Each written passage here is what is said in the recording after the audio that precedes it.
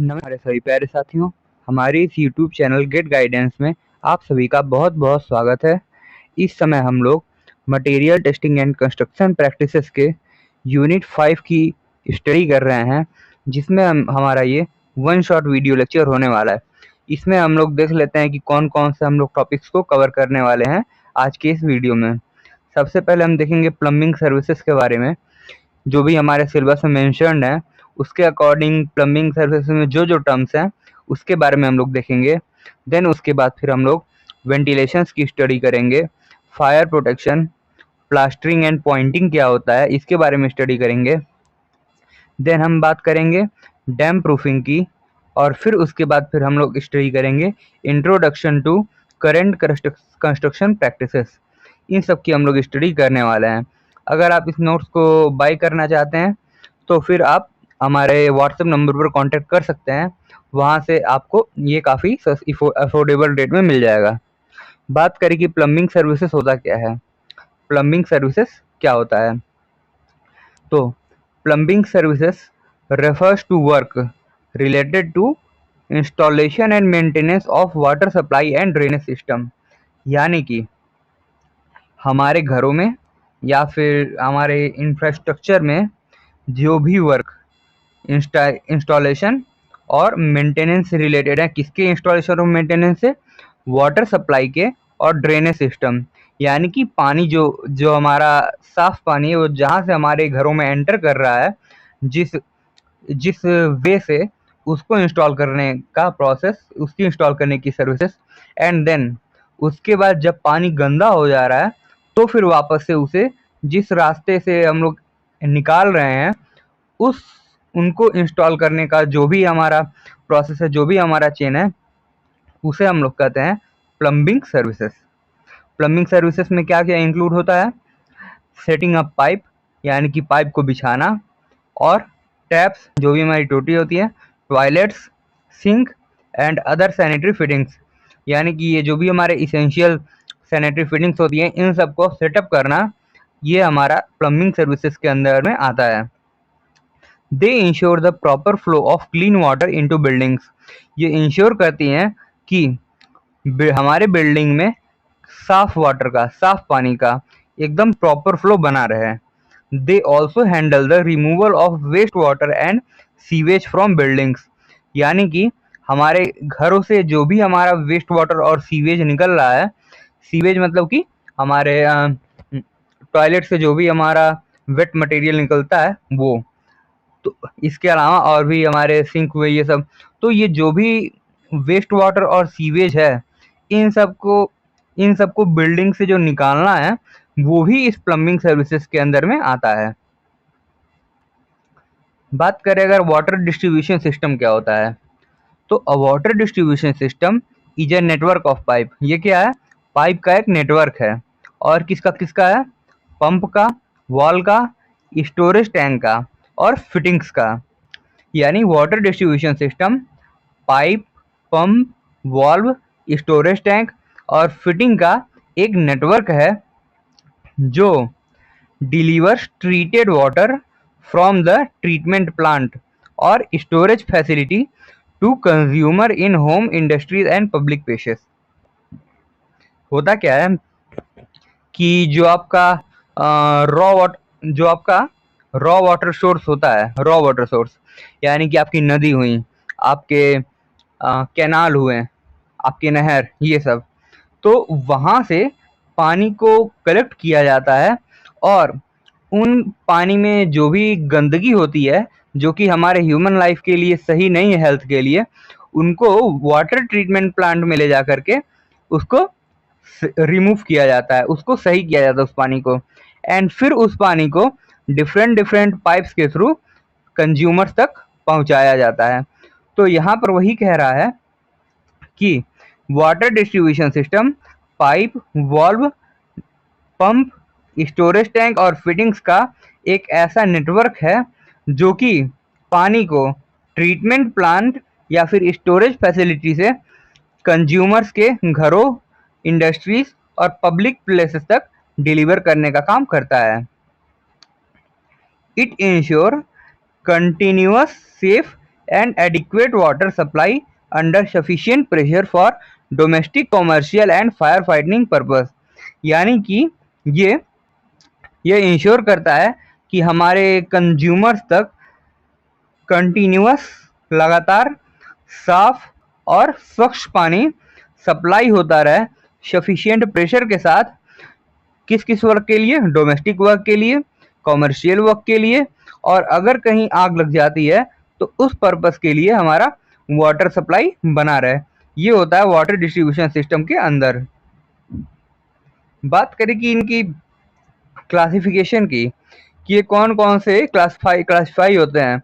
आपके क्वांटम में केवल एक क्लासिफिकेशन दिया गया है, जबकि यहाँ पर एक्चुअली 3 तरह से क्लासिफाई किया जाता है, जिसमें सबसे पहला है बाई सोर्स डिलीवरी मेथड।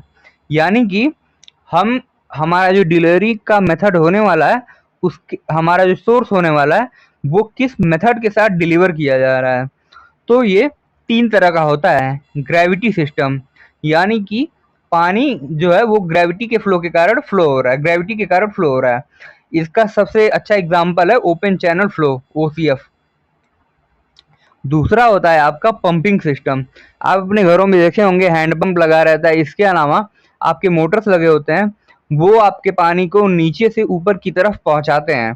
तो ये होता है आपका पंपिंग सिस्टम के अंतर्गत। और जो आपका तीसरा आता है वो कंबाइंड सिस्टम आता है, जिसमें ग्रेविटी सिस्टम और पंपिंग सिस्टम दोनों का मिक्स होता है। जो आपका सेकेंड क्लासिफिकेशन होता है वो होता है बाई नेटवर्क लेआउट। यानी कि नेटवर्क को हम किस किस के लेआउट से हम लोग बिछा रहे हैं। तो वो आपके 4 तरह के होते हैं। इन सबको अभी हम डिटेल में पढ़ेंगे एक एक करके। पहला होता है डेड एंड सिस्टम, दूसरा ग्रिड आयरन सिस्टम, तीसरा होता है रेडियल सिस्टम, और चौथा होता है आपका रिंग सिस्टम। तीसरा होता है by supply timing.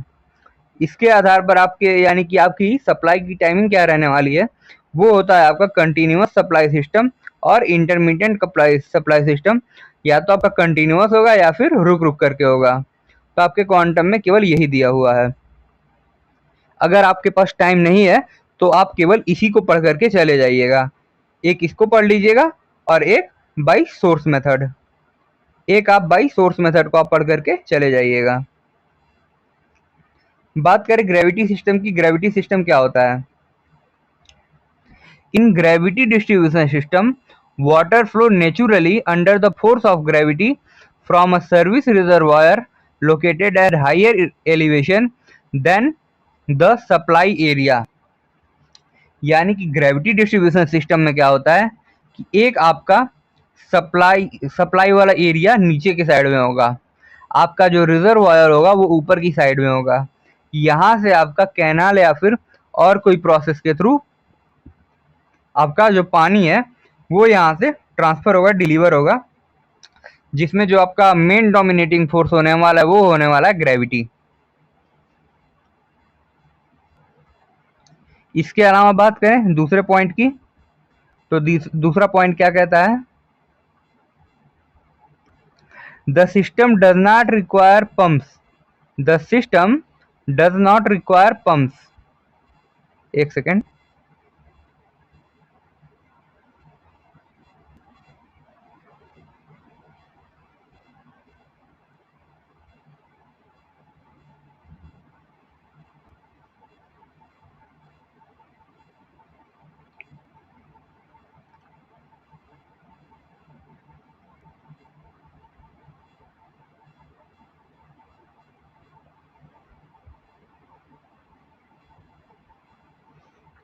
The system does not require pumps for water movement.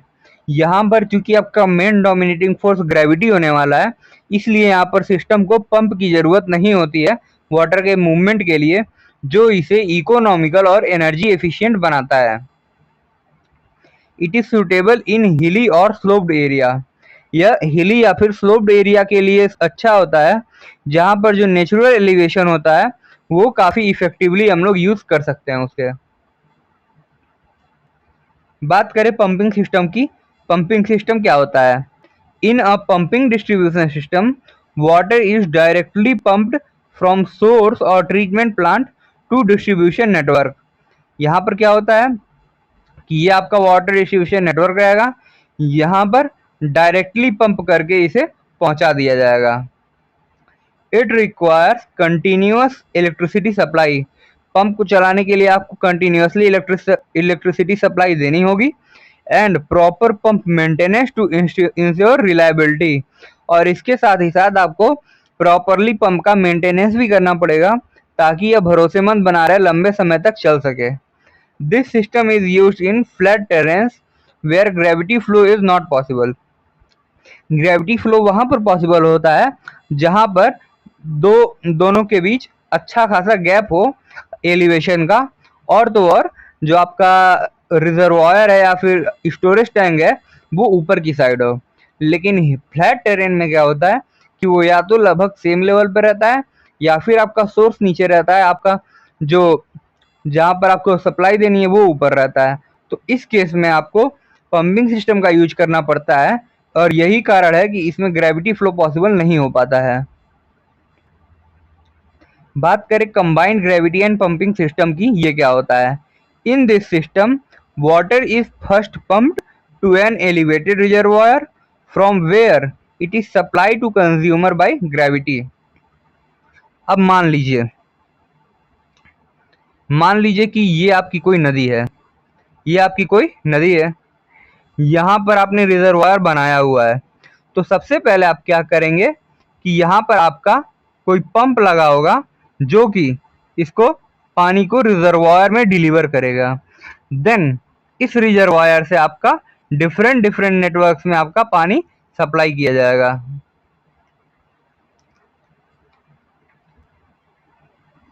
It combines the advantage of both pumping and gravity system for more reliable service। यह जो आपका कंबाइंड सिस्टम है वो पंपिंग और gravity system के advantage को combine कर देता है, इसलिए यह काफ़ी कॉमनली यूज होने वाला सिस्टम है अर्बन एरियाज के अंतर्गत। अर्बन एरियाज में यह काफ़ी कॉमनली सिस्टम यूज होता है। बात करें हमारे नेक्स्ट की, वो है हमारा डेड एंड सिस्टम, जो कि किसके अंतर्गत आता है, आपके नेटवर्क लेआउट के अंतर्गत। डेड एंड सिस्टम की बात करें कि डेड एंड सिस्टम क्या होता है। In a dead end system the pipeline layout in dead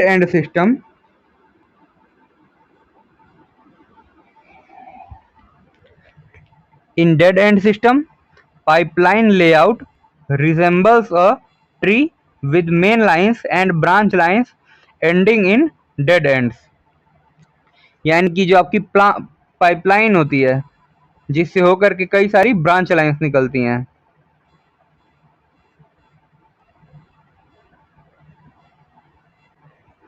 इसमें आपकी एक होती है मेन लाइन, वहां से आपकी कई सारी ब्रांच लाइन निकली हुई होती हैं। ये क्या होता है कि इसमें आपकी जो पाइपलाइन लेआउट होती है इस तरह से रिसेंबल होती है एक ट्री की तरह, जो कि एक ऐसे एंड पर खत्म होती, एक डेड एंड पर खत्म हो जाती है, वहां से आपका कोई भी सोर्स नहीं रहता। Water flow only in one direction, इसमें वाटर का फ्लो केवल एक ही डायरेक्शन में पॉसिबल होता है। Making pressure distribution uneven and flushing difficult, जो कि प्रेशर डिस्ट्रीब्यूशन को अनइवन बना देता है और कुछ डिफिकल्ट बना देता है।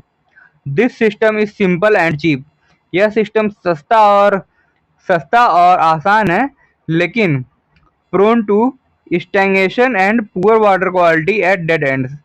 लेकिन जहाँ जहाँ पे आपका लाइन सेपरेट हो रहा है वहाँ पर आपके वाटर की जो क्वालिटी होगी वो काफ़ी ख़राब हो गई।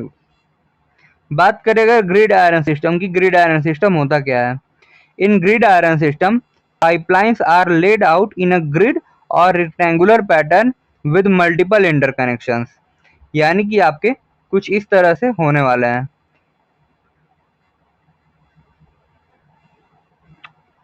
कुछ इस तरह से यहाँ पर आपके कई सारे कनेक्शंस बनेंगे। पाइप लेआउट आपका कुछ इस तरह से ग्रिड आयरन की तरह बिछा जाएगा। Water can flow in multiple direction, यहाँ पे वाटर मल्टीपल डायरेक्शन में फ्लो हो सकता है, जो कि यूनिफॉर्म प्रेशर और कंटिन्यूअस वाटर सप्लाई को परफॉर्म करता है, इंश्योर करता है, अगर कोई एक लाइन फेल भी हो जाए तो भी, क्योंकि यहाँ पर आपके कई सारे आपके नेटवर्क बने होंगे कुछ इस तरह से।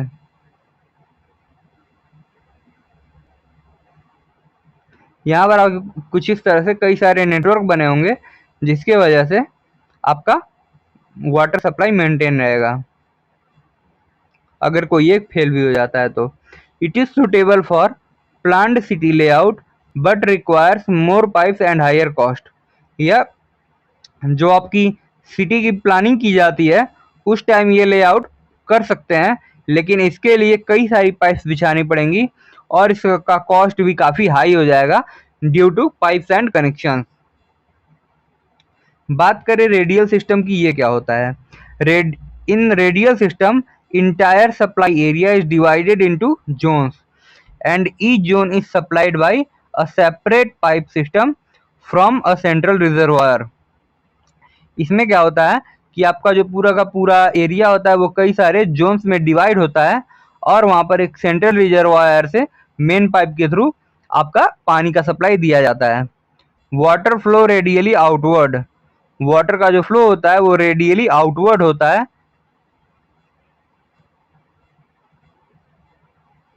वाटर का जो फ्लो होता है वो रेडियली आउटवर्ड होता है, which maintains pressure and simplify operations, जो कि प्रेशर को मेंटेन करता है और ऑपरेशन को काफ़ी सिंपल बना देता है। It is ideal for modern towns with circular and radial road pattern.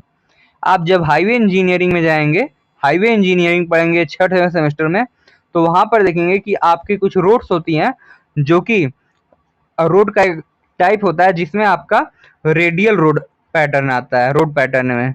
तो उस पैटर्न के जो भी टाउन्स होते हैं वहाँ पर रेडियल सिस्टम आइडियल होता है, वहाँ पर हम इसको अच्छे से यूज कर सकते हैं। बात करें रिंग सिस्टम की या फिर सर्कुलर सिस्टम की, इसमें क्या होता है। In ring system pipelines form a circular loop around the supply area with water supplied from different points along the ring. In ring system में क्या होता है कि जो आपकी पाइपलाइन होती है वो एक सर्कुलर लूप के अराउंड वो सप्लाई करती है एरिया को, water supply from different points along the ring. यहाँ पे इस तरह से कई सारे पॉइंट्स के थ्रू वाटर की सप्लाई होती है रिंग के along. It ensure constant pressure and uninterrupted supply, इसमें प्रेशर भी कांस्टेंट रहता है और आपकी सप्लाई अनइंटरप्टेड भी नहीं होती है। अनइंटरप्टेड होती है यानी कि आपकी बिगड़ती नहीं है, even if a section is closed for maintenance. इसमें आपका होता क्या है बेसिकली, कुछ इस तरह से आपका सर्कुलर सिस्टम रहेगा। यहाँ से आपके कई सारे वाटर सप्लाई नेटवर्क्स निकले होंगे। मान लीजिए कि अगर किसी एक में खराबी आ भी गई तो इस एक के वजह से इन सब पर कोई फर्क नहीं पड़ेगा, ये सब अपना सप्लाई चालू रखेंगे। यहाँ पर इस पानी को बंद करके उसके बाद इस पाइप में मेंटेनेंस का काम हो जाएगा। बात करें कंटिन्यूअस वाटर सप्लाई सिस्टम की, ये आपके तीसरे टाइप का क्लासिफिकेशन है। तो in continuous water supply system water is provided to consumer 24 hour a day without any interruption. इसमें पानी 24 घंटे सप्लाई होता है। It ensure constant availability of clean and drinking water throughout the day and night. इससे क्या होता है कि साफ और स्वच्छ पानी की मात्रा हमें दिन और रात 24 घंटे हमें मिलती रहती है। This system require a well designed and leak proof distribution network to avoid water wastage. इस सिस्टम में काफ़ी अच्छे से डिज़ाइन किया हुआ और लीक प्रूफ डिस्ट्रीब्यूशन नेटवर्क चाहिए होता है, रिक्वायरमेंट होता है, ताकि वाटर वेस्टेज से बचा जा सके। Continuous supply improve public hygiene, यह पब्लिक हाइजीन यानी कि पब्लिक की स्वच्छता को इम्प्रूव करता है और कंटेमिनेशन पाइपलाइन में कंटेमिनेशन के रिस्क को रिड्यूस करता है।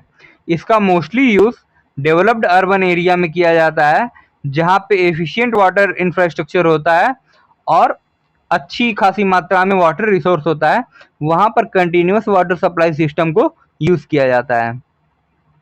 बात करें इंटरमीडिएट वाटर सप्लाई सिस्टम की, तो in this system water is supply to consumer only for a limited period during the day. इसमें पानी को कंज्यूमर्स तक केवल एक लिमिटेड टाइम पीरियड के लिए पहुंचाया जाता है। Consumers usually receive water 1 to 4 hours either in the morning और इवनिंग।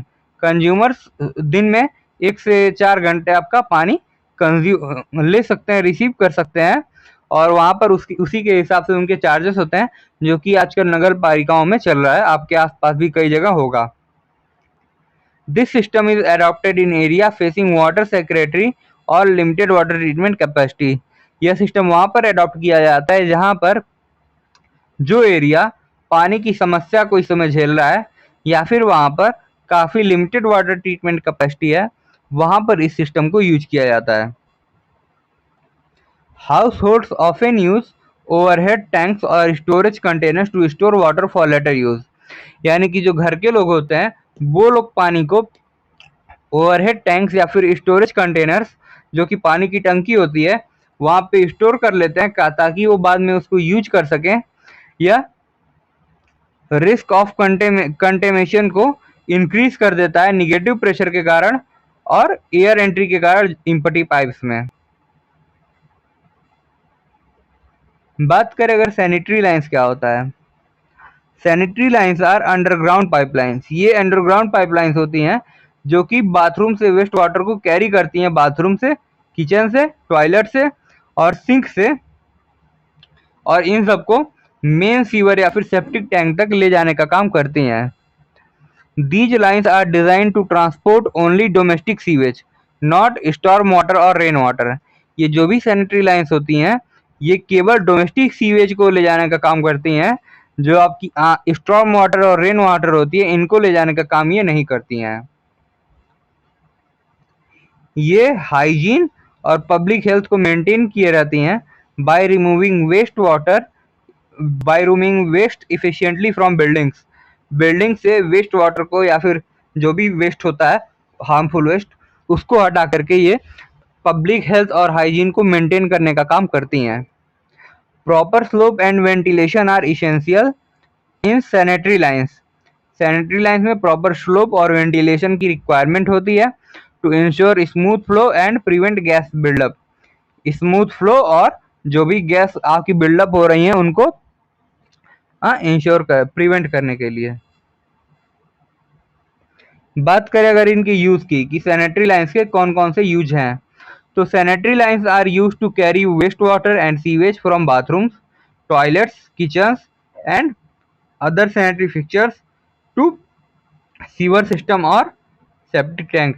यानी कि जो आपकी सैनिटरी लाइंस होती हैं ये वेस्ट वाटर और सीवेज को बाथरूम से, टॉयलेट से, किचन से और अदर सैनिटरी फिक्चर से सीवर सिस्टम या फिर सेप्टिक टैंक तक पहुंचाने का काम करती हैं। ये हाइजीन और सैनिटेशन को, स्वच्छता को मेंटेन करती हैं by safely disposing human waste and used water. Human waste जो भी होता है और जो भी यूज्ड वाटर होता है उनको सेफली डिस्पोज करके हाइजीन और सैनिटेशन को मेंटेन किए रहती हैं। These lines are essential to prevent the spread of disease by keeping wastewater away from human contact and drinking water source. इन्हें इन्हें ह्यूमन वाटर सोर्स और ह्यूमन कांटेक्ट और ड्रिंकिंग वाटर सोर्स से दूर रखा जाता है, जिसके वजह से यह डिजीज के जो कि बीमारियां होती है उनके फैलने को प्रिवेंट करने का काम करता है। और भी कुछ यूज हम देख लेते हैं। इतने यूज हम आपको इसलिए बता रहे हैं ताकि एग्जाम में आपको जो भी आसान लगे वो आप याद करके चले जाएं, वो आप ध्यान में रख करके। Sanitary lines protect the environment. ये एनवायरनमेंट को प्रोटेक्ट करती हैं by ensuring proper treatment and disposal of household sewage. यानी कि हमारे घरों से जो भी सीवेज निकलता है उनके प्रॉपर ट्रीटमेंट और डिस्पोजल करके जो सैनिटरी लाइन्स होती हैं वो इन्वायरमेंट को प्रोटेक्ट करने का काम करती हैं। They also help in reducing foul odor or unhygienic condition in residential and commercial buildings। अगर जो भी हमारा सीवेज है वो हमारे रेजिडेंशियल और कमर्शियल बिल्डिंग्स के अंदर ही कलेक्ट होने लगा तो फिर अनहाइजेनिक कंडीशंस हो जाएगी और काफ़ी गंदी स्मेल आएगी, काफ़ी खराब स्मेल आएगी। तो ये सैनिटरी लाइन्स क्या करती हैं कि इन्हें रिड्यूस करने का काम करती हैं। Properly design sanitary lines prevent backflow and backlogs. जो आपकी प्रॉपरली डिजाइन सैनिटरी लाइन्स होती हैं वो प्रॉपर बैकफ्लो और बैकलॉग्स को प्रिवेंट करने का काम करती हैं, जो कि इस ड्रेनेज सिस्टम की स्मूथ ऑपरेशन को इंश्योर करता है। They form an important part of modern plumbing system in cities, towns and industrial buildings. ये सिटी में, टाउन में और इंडस्ट्रियल बिल्डिंग में मॉडर्न प्लम्बिंग सिस्टम को बनाने में एक काफ़ी इम्पॉर्टेंट रोल अदा करती हैं। अब बात करें अगर कि हमारे बिल्डिंग्स में कौन कौन के टाइप्स की सैनिटरी लाइन्स होती हैं, तो इसमें सबसे पहला आता है आपका सिंगल स्टैक सिस्टम। इसमें क्या होता है, in single stack system only one vertical pipe is used for both soil and water waste discharge. इस सिस्टम में केवल एक वर्टिकल पाइप का यूज होता है सॉइल और वेस्ट डिस्चार्ज को बाहर निकालने के लिए। No separate ventilation pipe is provided in this system. इस सिस्टम में कोई भी सेपरेट वेंटिलेशन पाइप प्रोवाइड नहीं की जाती है। ये सबसे सिंपलेस्ट और इकोनॉमिकल प्लम्बिंग सिस्टम है। Proper strap and seals are essential to prevent foul gases from entering in the buildings. यानी कि इन सीवेज से जो भी हमारी गंदी गैसें निकलती हैं उनको बिल्डिंग्स में एंटर करने से बचाने के लिए प्रॉपर टैप और सील्स का यूज किया जाता है। बात करें अगर वन पाइप सिस्टम की, वन पाइप सिस्टम क्या होता है। In the one pipe system one vertical pipe carry both soil and waste water. इसमें क्या होता है कि एक वर्टिकल पाइप सॉइल और वेस्ट वाटर को कैरी करता है, और पिछले वाले में क्या था कि कोई सेपरेट वेंटिलेशन पाइप प्रोवाइड नहीं किया गया था, लेकिन वन पाइप सिस्टम में एक सेपरेट वेंटिलेशन पाइप प्रोवाइड किया जाता है ताकि to maintain water seals in the traps. Water seals को ट्रैप्स में मेंटेन किया जा सके। This system provides better hygiene than the single stack system. यह सिंगल स्टैक सिस्टम से बेटर हाइजीन प्रोवाइड करता है और इसका कॉमनली यूज हम लोग रेजिडेंशियल बिल्डिंग्स में करते हैं।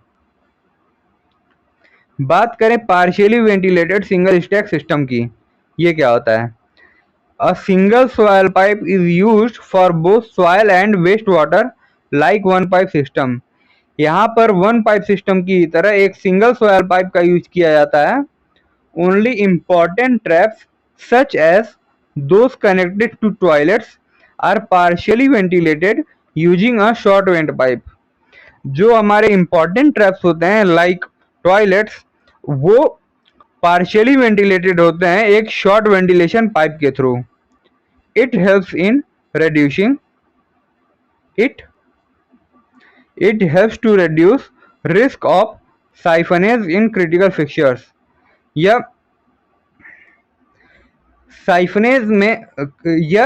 साइफनेज के रिस्क को क्रिटिकल फिक्चर्स में ये कम करने का काम करते हैं।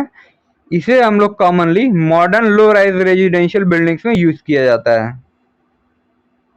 बात करें टू पाइप सिस्टम, ये क्या होता है। टू पाइप सिस्टम क्या होता है। The two pipe system use two separate pipes, one for soil water and one for waste water. इसमें आपके दो सेपरेट पाइप यूज किए जाते हैं, एक सॉइल वाटर के लिए और दूसरा वेस्ट वाटर के लिए। Separate ventilation pipe are also provided for both soil and waste pipe. Separate ventilation pipe भी प्रोवाइड किया जाता है। यह सबसे हाइजेनिक सिस्टम है जो कि इंश्योर करता है कि हमारे लिविंग स्पेस के अंदर कोई भी फॉल गैसेस यानी कि बुरी गैस, गंदी गैस वो ना आए। The system is more expensive due to additional pipe work. यह सिस्टम काफ़ी एक्सपेंसिव हो जाता है क्योंकि इसमें एडिशनल पाइप वर्क करना होता है। ये यहाँ पर आप देख पा रहे हैं सिंगल स्टैक सिस्टम है। यहाँ पर आपके कई सारे नेटवर्क्स लगे हैं और इसके लिए केवल और केवल एक पाइप प्रोवाइड की गई है। जबकि वन पाइप सिस्टम में क्या है, कि एक पाइप के साथ एक वेंटिलेशन पाइप भी प्रोवाइड की गई है। One pipe system partially ventilated में क्या है कि इसमें एक पाइप यहाँ पर प्रोवाइड की गई है वेंटिलेशन के लिए, वेस्ट वाटर पाइप, और दूसरी वेंटिलेटर पाइप यहाँ पर प्रोवाइड की गई है। और यहाँ पर क्या है कि आपकी एक सिंगल पाइप यहाँ पे सॉइल वाटर के लिए और उसके वेंटिलेशन के लिए, और दूसरी पाइप वेस्ट वाटर के लिए और यहाँ पर उसके वेंटिलेशन के लिए प्रोवाइड किया गया, और अब बाद में गली ट्रैप के थ्रू यहाँ पर इनको मैनहोल से या फिर सेप्टिक टैंक से जोड़ दिया गया है। बात करें सैनिटरी फिटिंग्स क्या होते हैं। Sanitary fittings are plumbing fixtures. ये प्लम्बिंग फिक्चर्स होते हैं जो कि बिल्डिंग में हाइजीन और क्लीननेस को मेंटेन करने के लिए बनाए जाते हैं। ये बाथरूम में, टॉयलेट्स में, किचन्स में और वॉश एरिया, इनमें ये इंस्टॉल किए जाते हैं ताकि यह क्लीन वाटर को प्रोवाइड कर सके और इंश्योर कर सके proper disposal of waste water को। Common sanitary fittings include wash basin, water closets, urinals, bathtubs and kitchen sinks. इसमें कॉमनली सैनिटरी फिटिंग्स कौन कौन से इंक्लूड होते हैं? Wash basin, water closets, urinals, bathtubs और किचन सिंक्स का यूज किया जाता है। All sanitary fittings are made from material like ceramic, stainless steel, cast iron, PVC for durability and hygiene. Proper installation and maintenance of sanitary fittings crucial for hygiene, health and overall sanitation of a building। अगर हम अपने sanitary fittings का properly installation और maintain कर रहे हैं तो फिर ये हमारे हाइजीन के लिए, हमारे हेल्थ के लिए और ओवरऑल सैनिटेशन बिल्डिंग के लिए यह काफ़ी इम्पॉर्टेंट रोल प्ले करने वाला है। Each sanitary fitting is connected to drainage and ventilation system to ensure smooth discharge of wastewater without foul smell। जो आपका हर एक सैनिटरी फिटिंग्स होता है वो ड्रेनेज और वेंटिलेशन पाइप से कनेक्ट होता है ताकि स्मूथली डिस्चार्ज होता रहे वेस्ट वाटर का without any fall smell. Each sanitary fitting is connected to a drainage and ventilation system to ensure discharge of, ये तो खैर रिपीट हो गया। बात करें और कौन कौन से टाइप की सैनिटरी फिटिंग्स होती हैं, और तो इसमें आपका आता है wash basin. Wash basin is shallow ball typically made of ceramic. ये एक शैलो बॉल होती है इस तरह से जो कि सेरेमिक की बनी होती है for washing hands, face and brushing teeth. यह हाथ धुलने के लिए, मुंह धुलने के लिए और ब्रश करने के लिए यूज की जाती है। It is provided with a tap or mixture tap, a water waste outlet and sometimes a pedestal to hide the drainage pipe। या एक टैप, एक टोटी, एक वेस्ट आउटलेट यानी कि धुलने के बाद जो है पानी जहाँ से निकलेगा वो, और कभी कभी ये एक पेडेस्टल से भी मिल करके बनी होती है जो कि ड्रेनेज पाइप को हाइड करता है। इसे हम लोग कॉमनली बाथरूम्स में और वॉश एरिया में इंस्टॉल करते हैं, और ये कई तरह के डिज़ाइंस में अवेलेबल होता है जैसे वेल माउंटेड काउंटर टॉप या फिर फुल पेडेस्टल डिज़ाइन। ये आप इसे देख पा रहे हैं।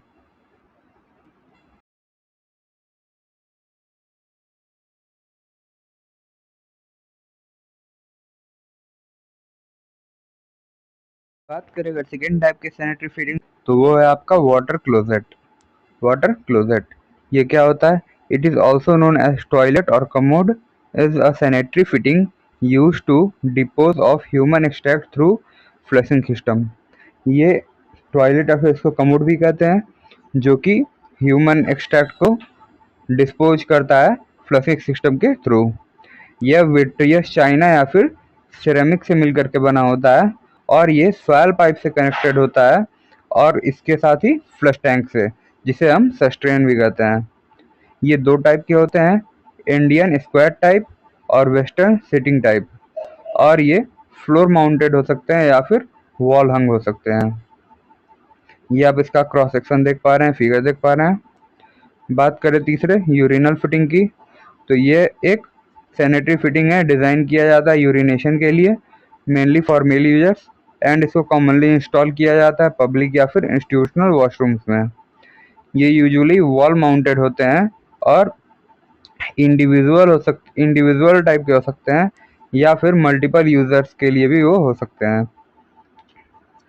ये या तो मैनुअल हो सकते हैं या फिर सेंसर ऑपरेटेड हो सकते हैं, ऑटोमेटिक फ्लशिंग के लिए, हाइजीन मेंटेन करने के लिए। ये आप इसका फिगर देख पा रहे हैं। नेक्स्ट है आपका बाथ टब। बाथ टब क्या होता है? ये एक लार्ज वाटर टाइट कंटेनर होता है जो कि बाथिंग यानी नहाने के लिए यूज़ किया जाता है जब इसमें बैठा या फिर सोया जाता है। ये एक्रिलिक इनेमल कोटेड स्टील या फिर कास्ट आयरन का बना हो सकता है और ये इंस्टॉल किया जाता है रेजिडेंशियल बाथरूम्स में जनरली। बाथरूम से ये जो कनेक्ट होते हैं, ये हॉट और कोल्ड वाटर सप्लाई से कनेक्ट होते हैं और ये फिट किए जाते हैं ओवरफ्लो और ड्रेन सिस्टम के लिए।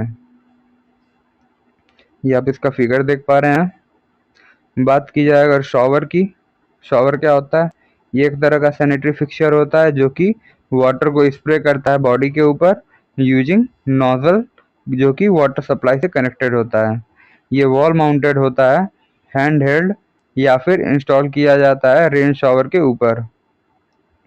जो आपके शॉवर्स होते हैं इसमें भी आपके हॉट और कोल्ड वाटर मिक्सचर वॉल्व होते हैं जो कि समटाइम्स इनक्लोज्ड होते हैं एक क्यूबिकल्स के थ्रू जो कि वाटर स्प्लेश को प्रिवेंट करता है।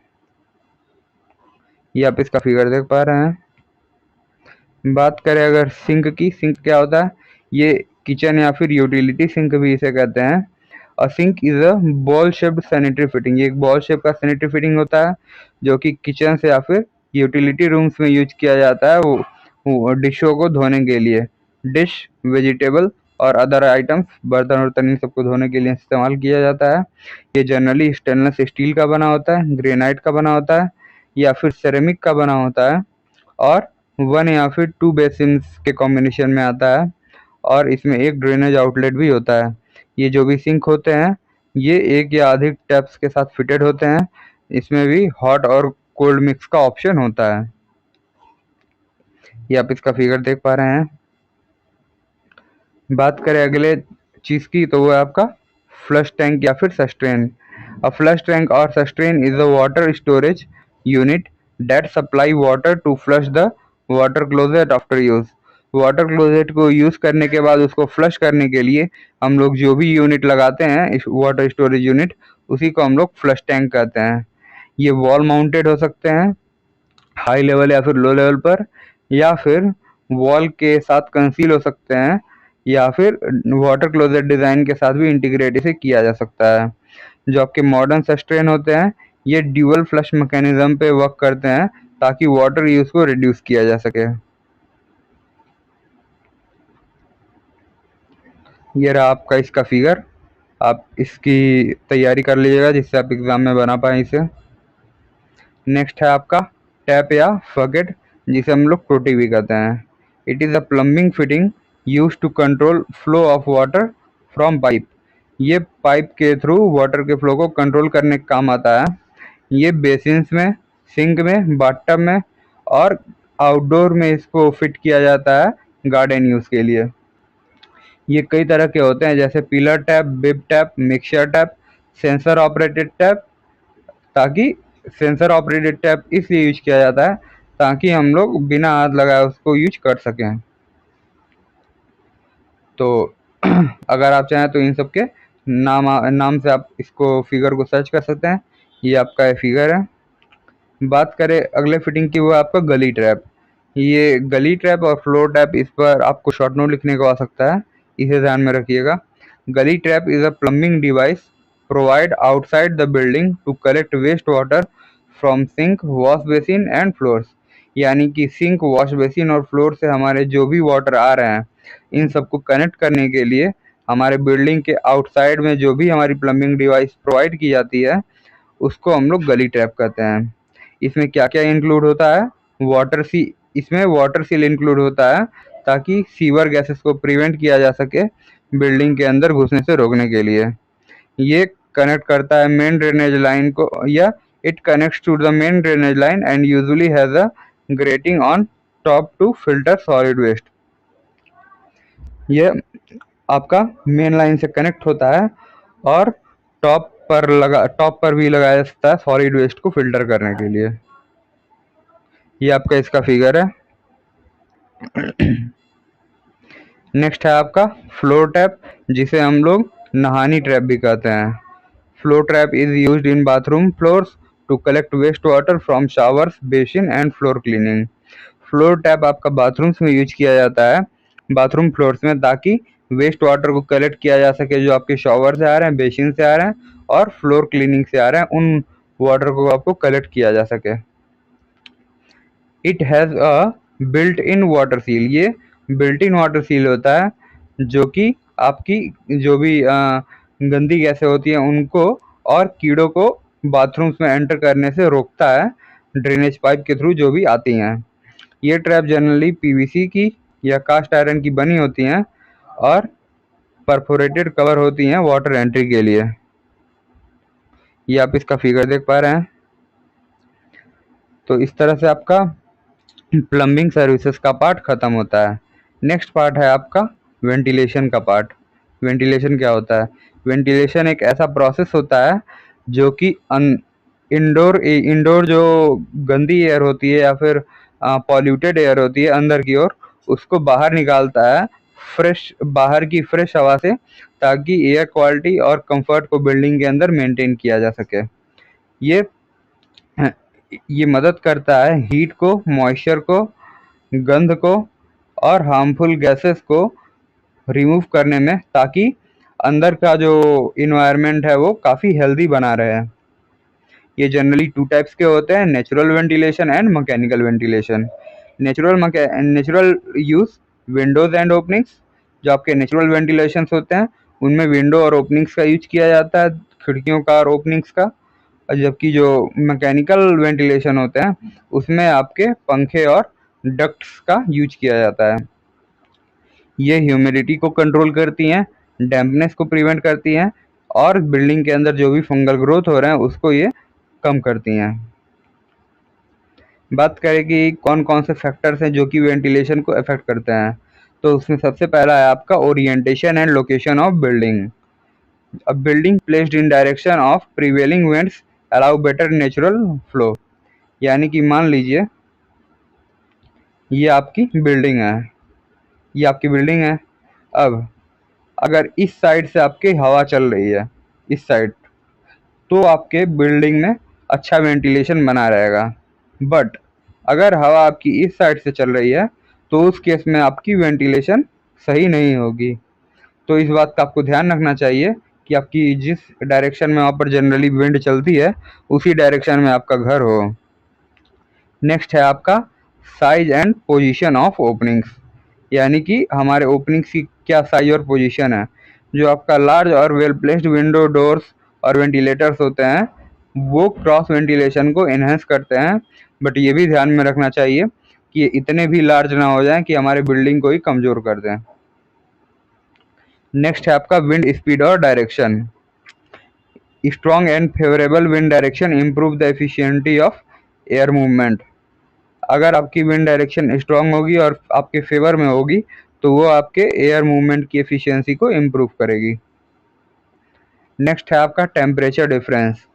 Hot indoor air rises and escapes drawing in cooler air from outside adding ventilation.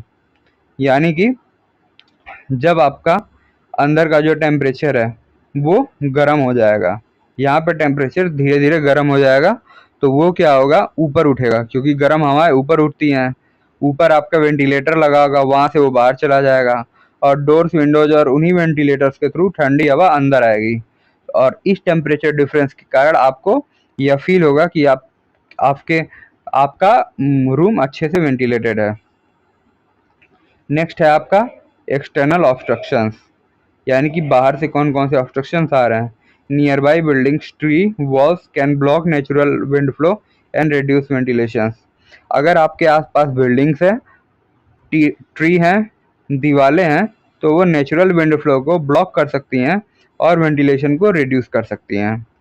बात करें building height and number of floors की, तो जो ऊंची बिल्डिंग्स होती हैं वो may face reduced natural air flow at lower levels and need a mechanical help.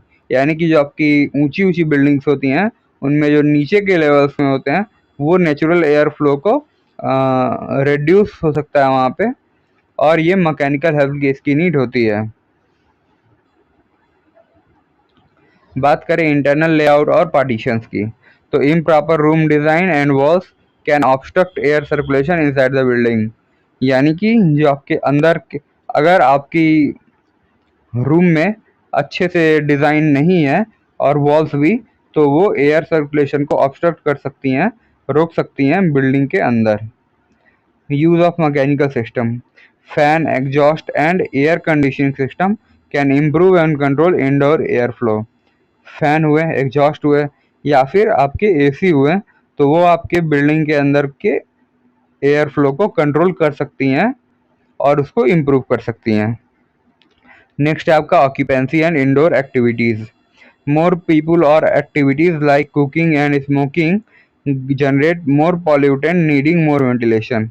यानी कि अगर आपके घर में काफ़ी ज़्यादा लोग हैं या फिर उनमें काफ़ी ज़्यादा एक्टिविटी कर रहे हैं, जैसे कि कुकिंग कर रहे हैं या फिर स्मोकिंग कर रहे हैं, तो फिर वो बिल्डिंग के अंदर ज़्यादा पॉल्यूशन जनरेट करेगा और उसके लिए अधिक वेंटिलेशन की ज़रूरत होगी।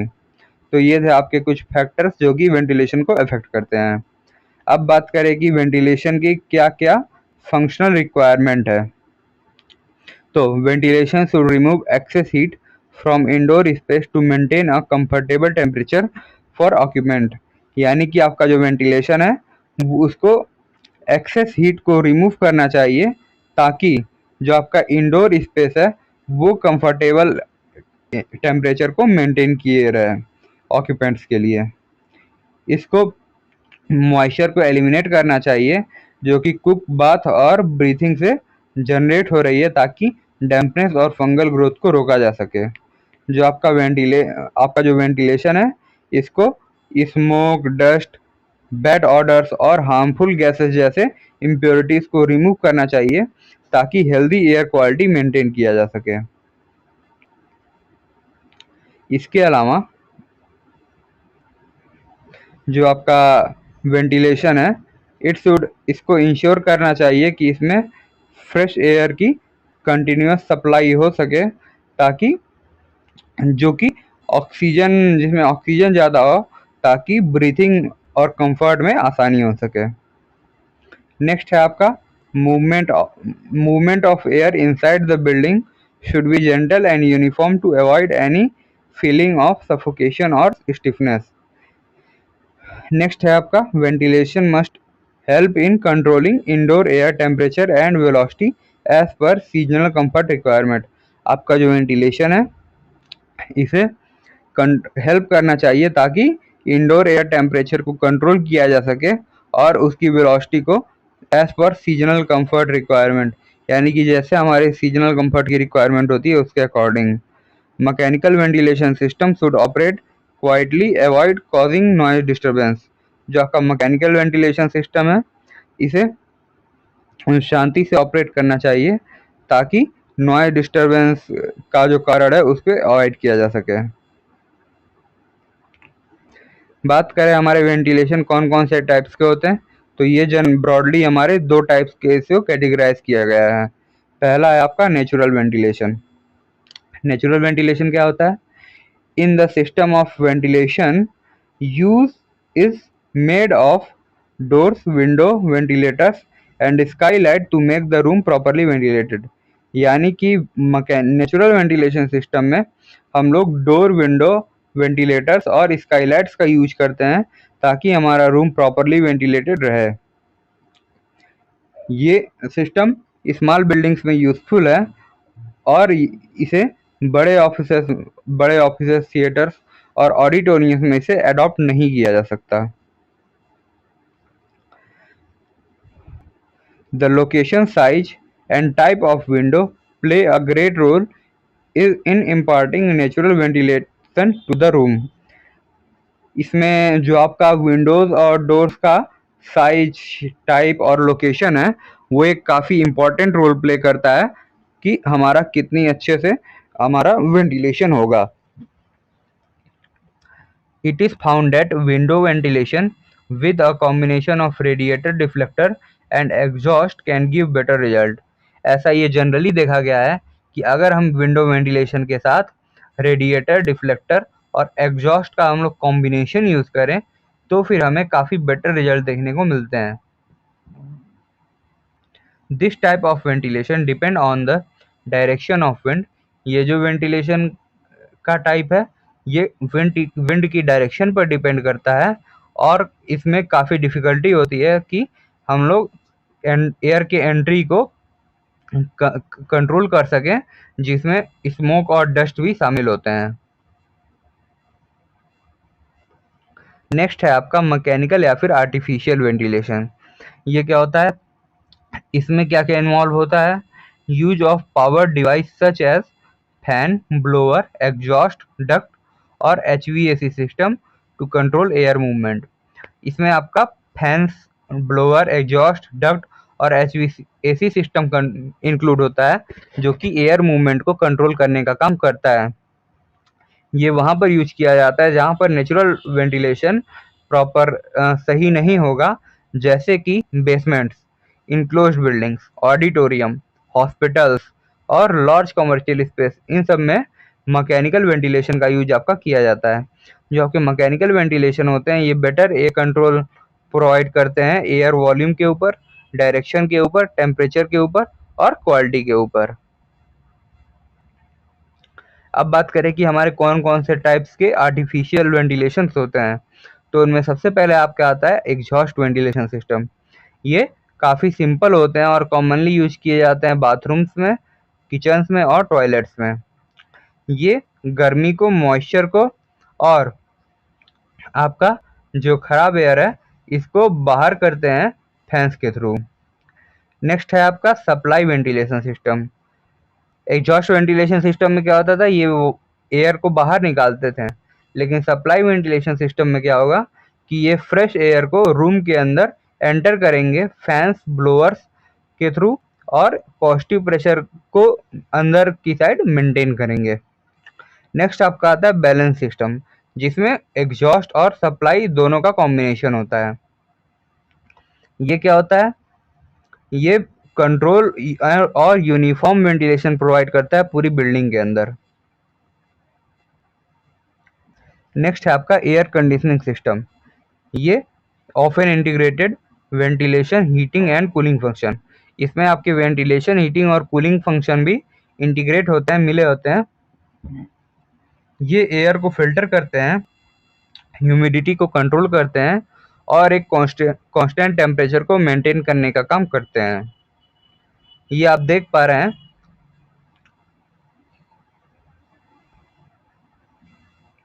यहाँ पर कि यहाँ पर सीधा सीधा इनलेट से हवा आ रही है और इनलेट से ठंडी हवा आ रही है और आउटलेट से गर्म हवा बाहर जा रही है, सिंपल यहाँ पर।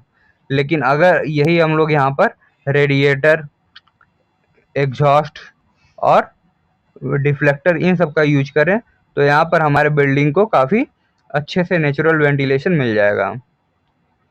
अब बात करें कि कौन कौन से जनरल कंसिडरेशन होते हैं, कौन कौन से जनरल कंसिडरेशन होते हैं और रूल्स होते हैं जो कि नेचुरल वेंटिलेशन के लिए फॉलो करना चाहिए हमें।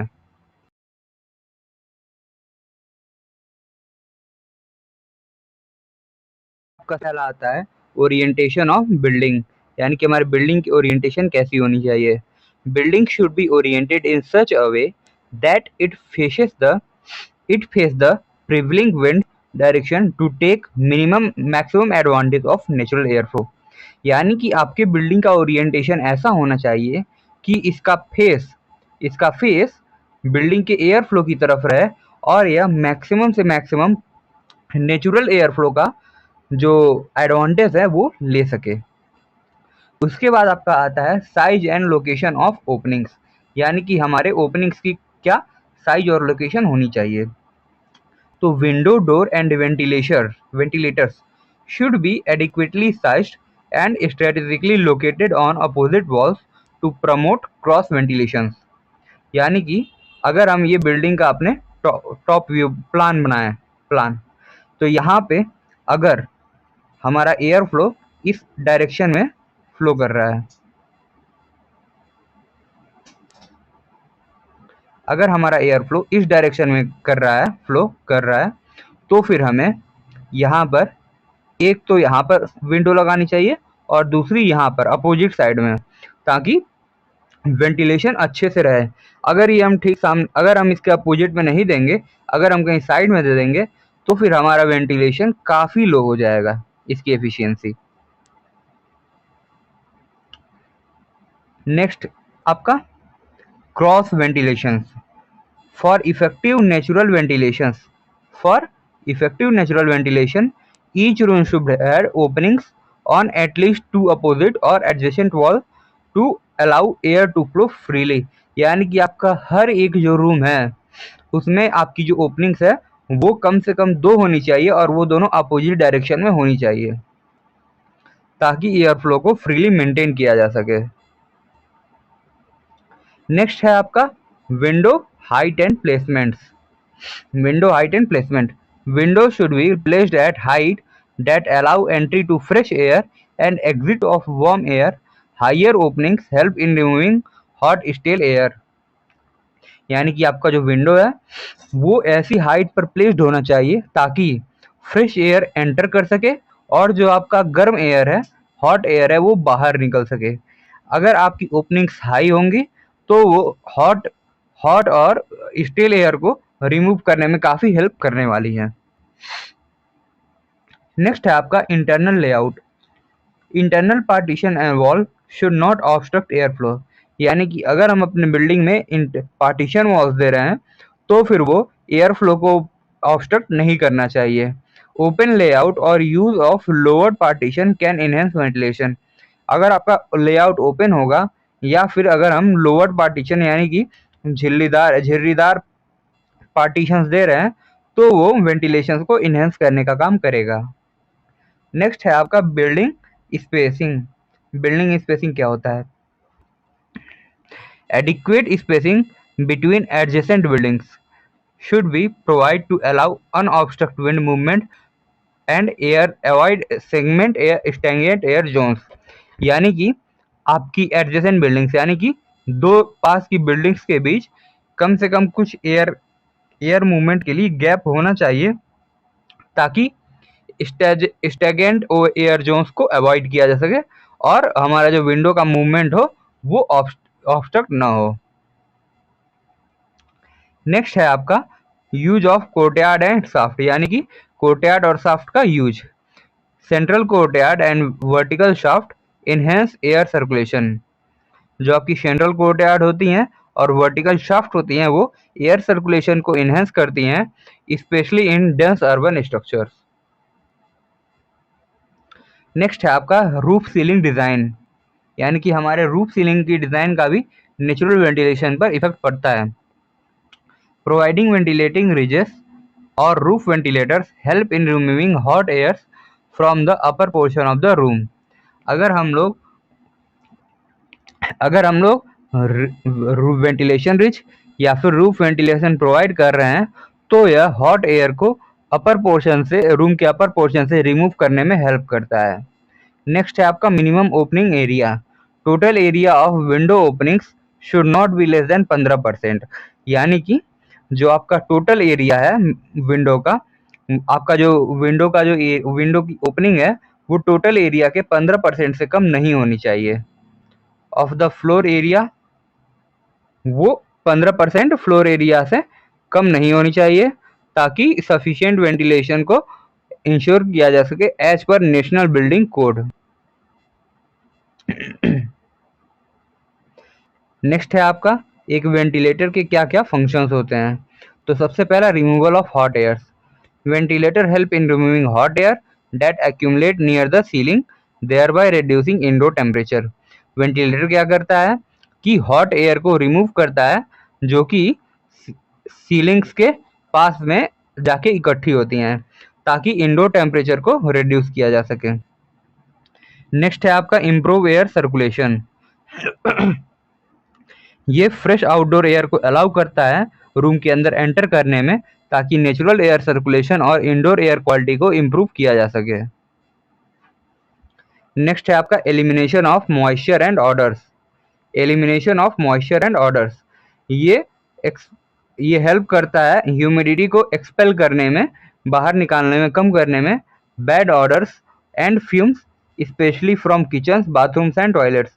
यानी कि किचन, बाथरूम और टॉयलेट से जो भी आपकी ह्यूमिडिटी, बैड ऑडर्स और फ्यूम्स जनरेट हो रहे हैं, उसको एक्सपेल करने में, बाहर निकालने में वेंटिलेटर मदद करता है। नेक्स्ट है आपका reduction of indoor air pollution. ये क्या करता है, कार्बन डाइऑक्साइड और अदर पॉल्यूटेंट को बिल्डिंग के अंदर से फ्लश करने में मदद करता है, ताकि इंडोर एयर इन्वायरमेंट हमारा हेल्दी बना रहे। नेक्स्ट है आपका इनहेंस कंफर्ट, यानी कि वेंटिलेटर आपका कंफर्ट को इनहेंस करता है by maintain flow of fresh air के फ्लो को मेंटेन करके और स्टिफनेस को रिड्यूस करके। नेक्स्ट है आपका प्रिवेंटिंग कंडेंसेशन। कंडेंसेशन मतलब कि पानी का एक तरह से जमा हो जाना और एक तरह से ठंडा होके सघन हो जाना। Proper ventilation reduce chance of condensation. Proper ventilation अगर रहेगा तो कंडेंसेशन के चांसेस को रिड्यूस करेगा वॉल्स और सीलिंग्स पर, जो कि डैम्पनेस और मोल्ड ग्रोथ को रोकेंगे। अब बात करें कि वेंटिलेटर जो है वो विंडो से किस तरह से डिफरेंट है। यहाँ पर वेंटिलेटर होगा, तो वेंटिलेटर विंडो से किस प्रकार से डिफरेंट है। तो it is meant solely of air circulation, usually provide through small openings near the ceiling to remove hot stale air. यानी कि ये एक एयर सर्कुलेशन का ऐसा पार्ट है जो कि स्मॉल ओपनिंग्स के थ्रू होता है और यह सीलिंग के पास होता है, जो कि हॉट और स्टेल एयर को रिमूव करने का काम करता है। जबकि जो आपका विंडो होता है वो लार्ज ओपनिंग होता है, जो कि लाइट प्रोवाइड करता है, व्यू प्रोवाइड करता है और वेंटिलेशन में असिस्ट किया करता है अगर ये ओपन रहता है तो। यानी कि वेंटिलेशन क्या करता है, इसकी ये छोटा होता है साइज में और ये केवल गर्म हवा को रिमूव करने का काम करता है, जबकि जो विंडो है वो बड़े साइज का होता है, जो कि लाइट भी देने का काम करता है, व्यू भी देने का काम करता है और वेंटिलेशन में भी हेल्प करता है अगर ये ओपन रहता है तो। ये है आपका कि वेंटिलेटर विंडो के साथ कंबाइंड होकर के किस प्रकार का देता है। तो ये आपका जो है वेंटिलेटर है और ये आपका विंडो है। यहाँ पर आप इसका टॉप व्यू देख पा रहे हैं।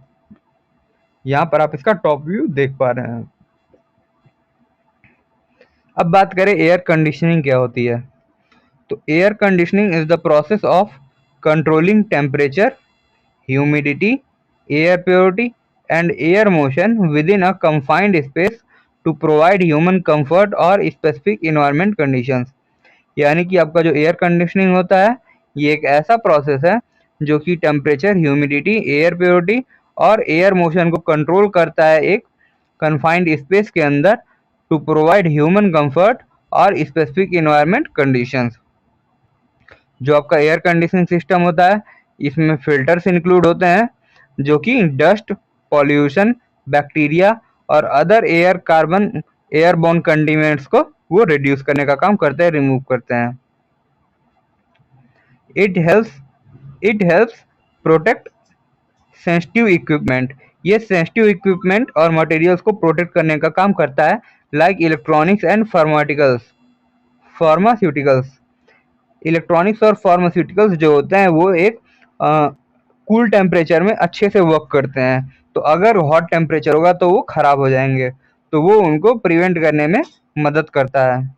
It is used in residence, offices, hospitals, laboratories, theatres and data centres to provide controlled environment.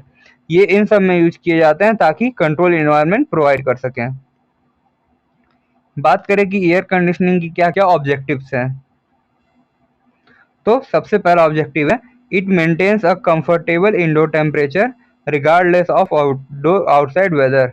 यानी कि आउटसाइड वेदर के कंपैरिजन में ये अंदर रूम के अंदर, हमारे बिल्डिंग के अंदर कंफर्टेबल इंडोर टेम्परेचर को मेंटेन करने का काम करता है। ये ह्यूमिडिटी लेवल को कंट्रोल करता है ताकि इंडोर कंफर्ट बना रहे और डैम्पनेस से बचा जा सके। ये ये एयर को फिल्टर और प्योरीफाई करता है और डस्ट, एलर्जेंस और हार्मफुल पार्टिकल्स को रिमूव करने का काम करता है। इसके साथ ही जो आपका एयर कंडीशनिंग होता है, ये यूनिफॉर्म एयर सर्कुलेशन को इस एक पूरे स्पेस के अंदर मेंटेन करने का काम करता है। अब बात करें कि difference between comfort air conditioning and industrial air conditioning, यानी कि कंफर्ट एयर कंडीशनिंग और इंडस्ट्रियल एयर कंडीशनिंग के बीच में डिफरेंस क्या क्या है। तो सबसे पहला आता है पर्पस। जो आपका कंफर्ट एयर कंडीशनिंग होता है उसका पर्पज होता है इंडोर स्पेस के अंदर ह्यूमन कंफर्ट को मेंटेन करना, जबकि जो आपका इंडस्ट्रियल एयर कंडीशनिंग होता है उसका पर्पस होता है टेम्परेचर टेम्परेचर या फिर ह्यूमिडिटी को इंडस्ट्रियल प्रोसेसेस के लिए कंट्रोल करना। बात करें एप्लीकेशन एरिया की, तो कंफर्ट एयर कंडीशनिंग आपका homes, office, malls, theatres, hospitals में यूज किया जाता है, जबकि जो आपका इंडस्ट्रियल एयर कंडीशनिंग होता है वो factory, data centres, pharmaceutical plants और मैन्युफैक्चरिंग यूनिट में इसका यूज किया जाता है।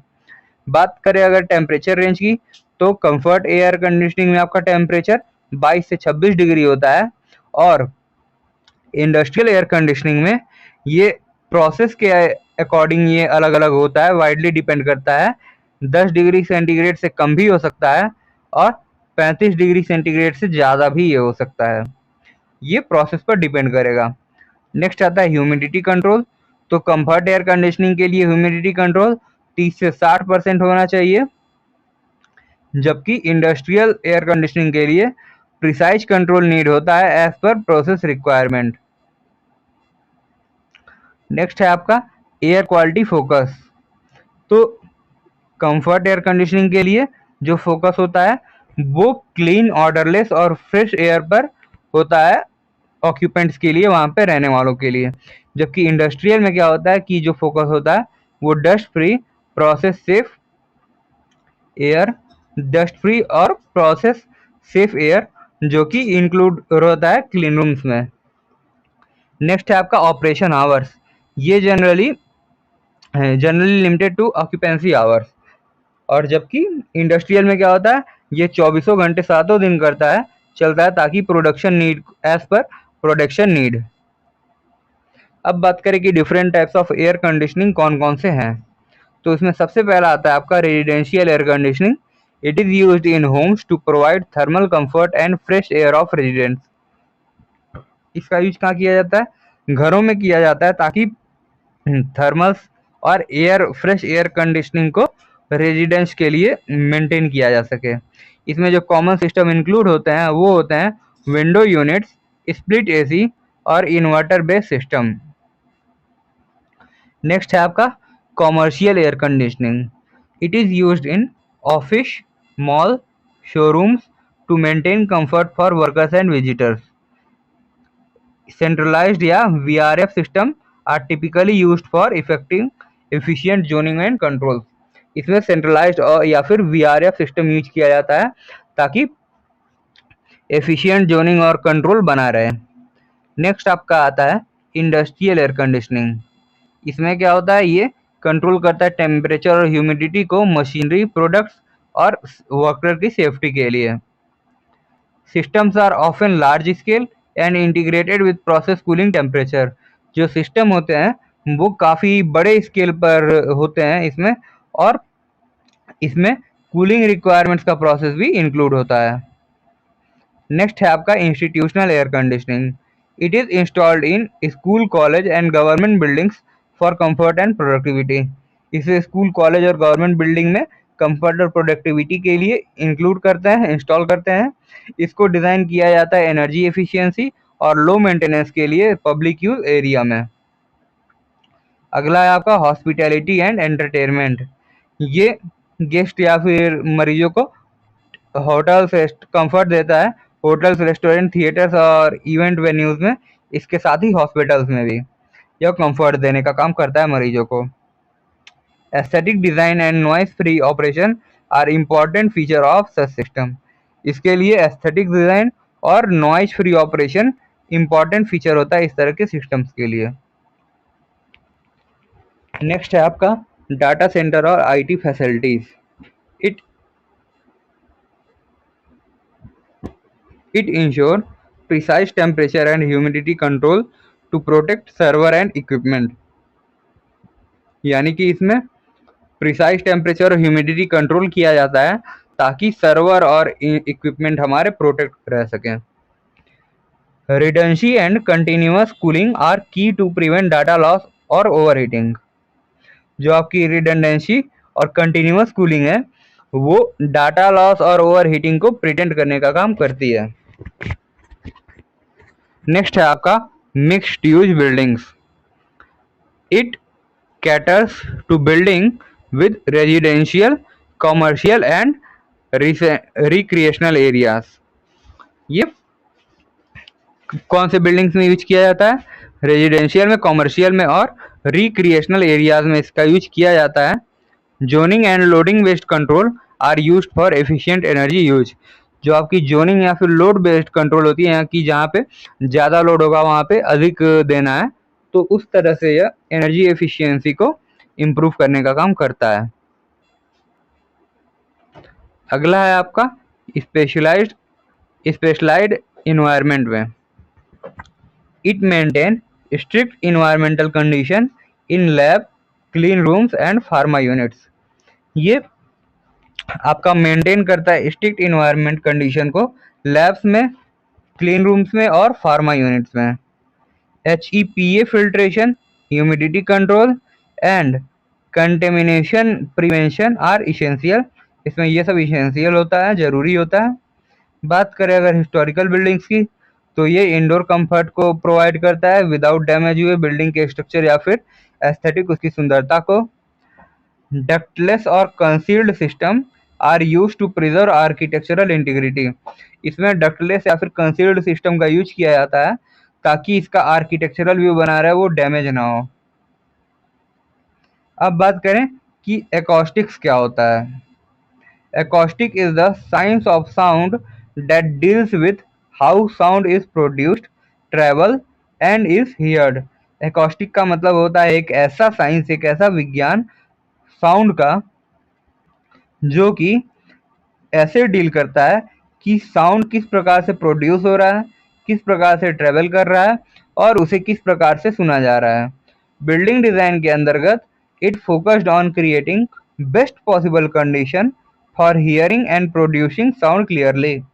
बिल्डिंग डिज़ाइन के अंतर्गत इसका फोकस इस बात पर होता है ताकि बेस्ट और पॉसिबल कंडीशन में हम लोग सुन सकें और साउंड को क्लियरली प्रोड्यूस कर सकें, जैसे कि क्लासरूम्स में, ऑडिटोरियम्स में, अपने घरों पर, by control noise, echo and sound quality.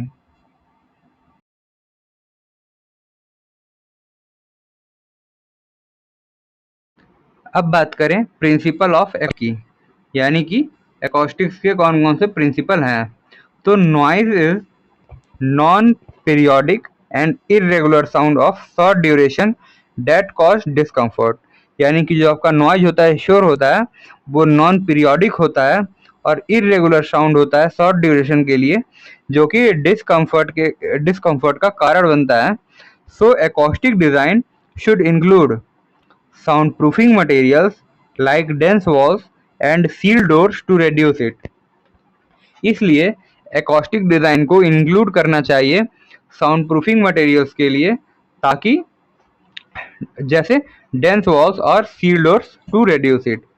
यानी कि सीधा सीधा कहने का मतलब है जो हमारा शोर होता है, नॉइज होता है, वो एक किसी पीरियोडिक में नहीं होता है, किसी सीक्वेंस में नहीं होता है और इरेगुलर होता है एक शॉर्ट ड्यूरेशन के लिए, जिसकी वजह से हम लोगों को कंफर्ट हम लोगों की बिगड़ जाती है, डिस्कम्फर्ट आता है।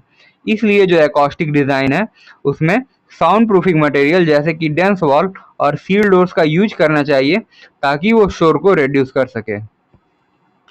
Musical sound is periodic, regular and continuous, so materials and surface in a room should be arranged to enhance such pleasant sound for better acoustic quality। जो आपके म्यूजिक होते हैं वो पीरियोडिक होते हैं, रेगुलर होते हैं और कंटिन्यूअस होते हैं। तो बिल्डिंग के अंदर हमारे जो भी मटेरियल और सरफेस है रूम के अंदर, उसे इस प्रकार से अरेंज करना चाहिए ताकि इस तरह के काफ़ी प्लीजेंट साउंड, काफ़ी अच्छे साउंड हमारे आसपास गूंजें और हमें काफ़ी बेटर एकॉस्टिक क्वालिटी मिले। Sound originates when a surface vibrates. Sound तभी ओरिजिनेट करता है जब कोई सरफेस वाइब्रेशन करता है। And travels through the air, और एयर के थ्रू ट्रेवल करता है। So machines and equipments in building must be vibration isolated. इसलिए जो आपकी मशीन्स और इक्विपमेंट्स हैं बिल्डिंग के अंतर्गत, वो वाइब्रेशन आइसोलेटेड होनी चाहिए ताकि अनवांटेड साउंड ट्रांसमिशन को वो प्रिवेंट कर सके। Since sound travels through air from source to listener, चूंकि जो साउंड होता है वो एयर के थ्रू सोर्स से लिसनर की तरफ ट्रांसफर होता है। तो room should be shaped and oriented in way that allow clear and direct sound path without obstruction. इसलिए जो आपका रूम होता है वो इस प्रकार से शेप और ओरिएंटेड होना चाहिए इस वे में, ताकि वो क्लियर और डायरेक्ट साउंड पाथ को अलाउ कर सके बिना किसी ऑब्स्ट्रक्शन के। नेक्स्ट आपका आता है प्रिंसिपल और वही पॉइंट प्रिंसिपल ऑफ एकॉस्टिक में। Irregular reflection and focused sound due to curved और parallel surface can cause unpleasant effect. जो आपका इरेगुलर रिफ्लेक्शन होता है और फोकस्ड साउंड होता है ड्यू टू कर्व और पैरेलल सरफेस के वजह से, वो अनप्लीजेंट इफेक्ट को का कारण बनता है। So shape and surface finish of room should be design to avoid echo and distortion. तो इसलिए आपके जो रूम के प्लास्टर और बाकी फ्लोर की जो शेप और सरफेस फिनिश होनी चाहिए वो इस प्रकार से डिजाइन होनी चाहिए ताकि इको और डिस्टॉर्शन को अवॉइड कर सके। Musical sounds fall with in specific frequency range which noise contains random frequency. जो आपकी म्यूजिकल साउंड होती हैं, जो आपके गाने का जो आवाज़ होता है वो एक स्पेसिफिक फ्रीक्वेंसी रेंज में होता है, जबकि जो आपका शोर होता है वो एक रैंडम फ्रीक्वेंसी में आ जाता है। इसलिए जो एकॉस्टिक मटेरियल है वो इस तरह से सिलेक्ट करना चाहिए ताकि अनवांटेड फ्रीक्वेंसी को वो एब्जॉर्ब कर सके और डिज़ायरेबल फ्रीक्वेंसी हमें मिल सके। अब बात करें कि एक ऑडिएबल साउंड की कौन कौन सी कैरेक्टरिस्टिक्स होनी चाहिए, कौन कौन सी विशेषता होनी चाहिए। तो audible sound is a type of mechanical wave. पहले तो ये जान ले होता क्या है। और ये एक तरह का मैकेनिकल वेव होता है जिसके लिए एक मीडियम रिक्वायरमेंट होती है, जैसे कि एयर, वाटर या फिर कोई सॉलिड मटेरियल, ताकि वो ट्रेवल कर सके। Intensity of sound refers to amount of sound energy passing through a unit area in 1 second is measured in decibel। जो आपकी इंटेंसिटी ऑफ साउंड होती है वो इस चीज को इंडिकेट करती है कि साउंड एनर्जी का कितना अमाउंट एक पर यूनिट एरिया से पास हो रहा है 1 सेकेंड में, और इसे हम लोग डेसिबल में हम लोग मेजर करते हैं। Loudness is the listeners perception of sound intensity. जो आपकी लाउडनेस होती है, शोर होती है, ये साउंड की इंटेंसिटी को लेकर के सुनने वाले का परसेप्शन होता है, और ये पर्सन टू पर्सन वेरी कर सकता है even if physical intensity remain same. यानी कि अलग अलग लोगों के सुनने की क्षमता काफ़ी अलग अलग होती है। कुछ लोग ज़्यादा या फिर मीडियम शोर को भी बर्दाश्त नहीं कर पाते हैं, इसलिए यह लाउडनेस जो है पर्सन टू पर्सन वेरी करती रहती है। अब बात करें बाकी कैरेक्टरिस्टिक्स की, तो इसमें आता है the pitch of sound depend on it's frequency. यानी कि जो साउंड की पिच होती है कि साउंड धीमे आएगा कि साउंड तेज आएगा, वो उसकी फ्रीक्वेंसी पर डिपेंड करती है। जो हाइयर फ्रीक्वेंसी की लाउड होती है वो हाइयर पिच प्रोड्यूस करती है, और जबकि जो लोअर फ्रीक्वेंसी होती है वो लो पिच प्रोड्यूस करती है। The frequency of audible sound ranges approximately between 20 Hz to 20,000 hertz for a normal human ear. यानी कि एक सामान्य मनुष्य के कान के लिए जो अप्रोक्सीमेट फ्रीक्वेंसी होनी चाहिए एक ऑडिबल साउंड के रेंज के लिए कि जिसे वो सुन सके, वो है 20 हर्ट्ज से 20,000 hertz. The quality or timbre of sound helps us distinguish between different sound sources even if they have the same pitch and loudness। यानी कि एक द क्वालिटी और टिम्बर ऑफ साउंड, जो साउंड की क्वालिटी होती है वो हमें हेल्प करती है डिफरेंट साउंड सोर्सेस में, भले ही वे सेम पिच और सेम लाउडनेस के हैं। The speed of sound depends on the medium. The speed of sound depends on the medium through which it travels, and it faster in solids, slower in liquids and slowest in gas। यानी कि जो sound की speed होती है वो medium पर depend करती है। यह साउंड सबसे ज़्यादा सॉलिड में होती है साउंड की स्पीड, उससे कम लिक्विड में और सबसे कम गैस में होती है। The wavelength of sound is distance between two consecutive points of similar phase, like crest to crest in a sound wave, and is inversely proportional to frequency। यानी कि जो आपकी वेवलेंथ होती है साउंड की वो कुछ इस तरह से होती है, ये आपकी साउंड की वेव है। तो इस क्रिस्ट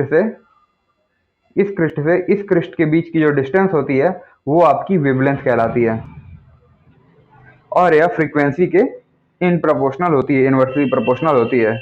बात करें कि ऐसे कौन कौन से फैक्टर्स हैं जो एकॉस्टिक बिल्डिंग के एकॉस्टिक डिज़ाइन को अफेक्ट करेंगे।